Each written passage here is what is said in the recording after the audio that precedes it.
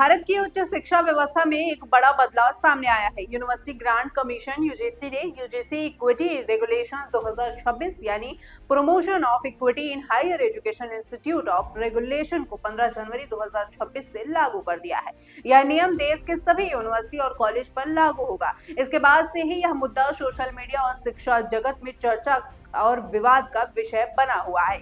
आइए आसान भाषा में समझते हैं कि ये नियम क्या है, क्यों लगाए गए हैं और इन पर विवाद क्यों हो रहा है। यूजीसी इक्विटी रेगुलेशन 2026 का मकसद साफ है। इसका उद्देश्य उच्च शिक्षा संस्थानों में किसी भी तरह के भेदभाव को खत्म करना है, चाहे वह भेदभाव जाति के आधार पर हो, लिंग के आधार पर हो या किसी वजह से। यूजीसी का कहना है कि हर छात्र को पढ़ाई का बराबर मौका मिलना चाहिए और किसी के साथ गलत व्यवहार नहीं होना चाहिए। इन नियमों के तहत एससी, एसटी, ओबीसी वर्ग के छात्रों के अधिकारों की सुरक्षा पर खास जोर दिया गया है। साथ ही यह भी कहा गया है कि संस्थानों में ऐसा माहौल बने जहां सभी छात्र खुद को सुरक्षित और सम्मानित महसूस करें। पुराने नियमों की जगह नया नियम लागू हुआ है। यूजीसी इक्विटी रेगुलेशन 2026 ने साल 2012 में बने पुराने नियमों की जगह ली है।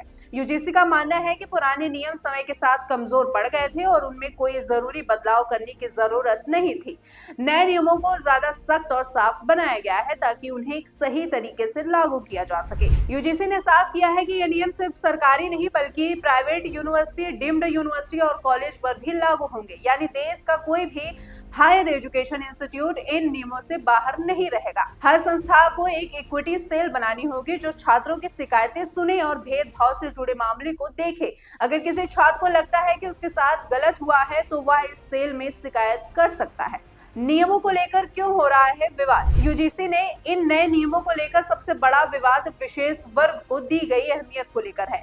कई लोगों का कहना है कि नियमों में कुछ वर्गों से ज्यादा प्राथमिकता दी गई है जिससे संतुलन बिगड़ सकता है। सोशल मीडिया पर कई यूजर्स ने इस पर नाराजगी जाहिर की है। कुछ लोगों का कहना है कि देश की यूनिवर्सिटी अभी भी ग्लोबल रैंकिंग में पीछे है और ऐसे में इस तरह के नियम शिक्षा की गुणवत्ता सुधारने के बजाय विवाद बढ़ा रहे हैं। ओबीसी को शामिल करने पर सबसे ज्यादा हंगामा शुरू हुआ। यूजीसी इक्विटी रेगुलेशन 2026 में एक ऐसा बिंदु है जिस पर सबसे ज्यादा बहस हो रही है। उसमें ओबीसी वर्ग को भी जातिगत भेदभाव की परिभाषा में शामिल किया गया है। इसी बात को लेकर जनरल कैटेगरी के कई छात्र और लोग नाराज हैं। उनका कहना है कि ओबीसी को पहले से ही कई सुविधाएं मिल रही हैं और अब उन्हें भी पूरी तरह से भेदभाव पीड़ित वर्ग में शामिल करना एक तरफा फैसला है। ऐसे लोगों का मानना है कि इससे जनरल कैटेगरी के छात्रों के साथ अन्याय हो सकता है। अपनी राय हमें कमेंट बॉक्स में जरूर बताइएगा। मिलते हैं आपसे अगली वीडियो में, तब तक के लिए देखते रहे यूपी 24 नेटवर्क। मैं हूं आपके साथ अंजू त्रिपाठी।